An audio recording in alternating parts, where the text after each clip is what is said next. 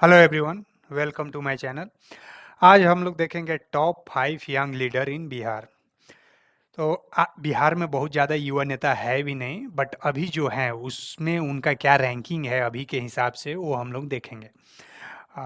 जैसे कि आप ले लीजिए तेजस्वी यादव, तेज प्रताप, पासवान, और भी कन्हैया कुमार, जो भी नेता अभी यंग यंग लीडर हैं उनको हम लोग देखेंगे कि अभी कौन सा का क्या क्या रैंकिंग है।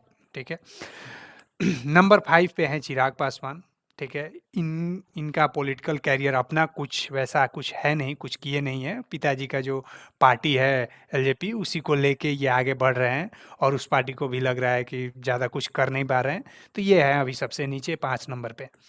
4 नंबर पे हैं प्रशांत किशोर। यंग तो अभी है नहीं है, लेकिन यंग लीडर में मैंने शामिल किया है क्योंकि जब राहुल गांधी यंग नेता है तो ये इनको भी मैं मान लेता हूँ। चलिए, अभी तक इन्होंने भी कुछ वैसा कुछ किया नहीं है, अपना कुछ एस्टेब्लिश नहीं किए हैं, बट अपना पार्टी बनाने की कोशिश कर रहे हैं बिहार में। इन्होंने बहुत सारे पॉलिटिकल पार्टी के लिए स्ट्रेटेजी बनाया है, लेकिन अगेन इन्होंने दूसरों के लिए बनाया है, अपने लिए कुछ नहीं किया है। अपने बल पे कुछ नहीं जीता है अभी तक एज ए लीडर। तो ये नंबर 4 पे हैं। देखते हैं आगे क्या करते हैं। नंबर 3 पे हैं कन्हैया कुमार। सब लोग जानते हैं, इनका अपना पॉलिटिकल एक स्टाइल है और ये जेएनयू से पढ़े हुए हैं, अभी कांग्रेस पार्टी में है। इनका जो अभी थर्ड नंबर पे हैं, मतलब पार्टी शिफ्ट कर रहे हैं, पहले सीपीएम थे, फिर अभी कांग्रेस में आए हैं। मुद्दा इनका एक ही है अभी के समय में, ये मोदी के खिलाफ ये सिर्फ बातें करते हैं। दूसरा कोई एजेंडा नहीं है, कोई political agenda in the sense कि कोई डेवलपमेंट का, बिहार का डेवलपमेंट कैसे होगा, क्या होगा, कुछ अभी क्लैरिटी नहीं है। और वैसा कुछ ज़्यादा कुछ कर भी नहीं पा रहे हैं, अपना सीट एक जीत पाए हैं जो भी है। तो ये अभी थर्ड नंबर पे है। सेकंड नंबर पर मुकेश साहनी। बिहार से जो लोग हैं वो जानते होंगे, बाहर के लोग ज़्यादा नहीं जानते होंगे।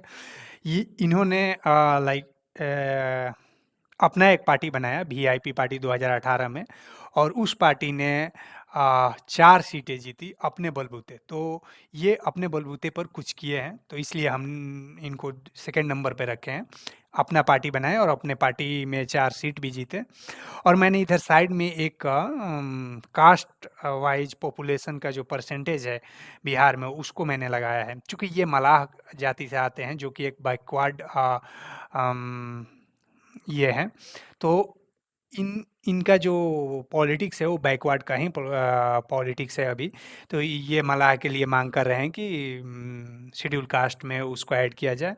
चलो जो भी है, तो मैं यहाँ पर देखिए इनका फ्यूचर बिहार में अच्छा हो सकता है, क्योंकि यहाँ पर देखिएगा बिहार में, देखिए schedule caste 16%, backward 20% and most backward 32%। तो मोस्ट ऑफ द पॉपुलेशन जो है शेड्यूल कास्ट बैकवर्ड है, मोस्ट बैकवर्ड का है। अपर क्लास 14% है, मुस्लिम 17% है।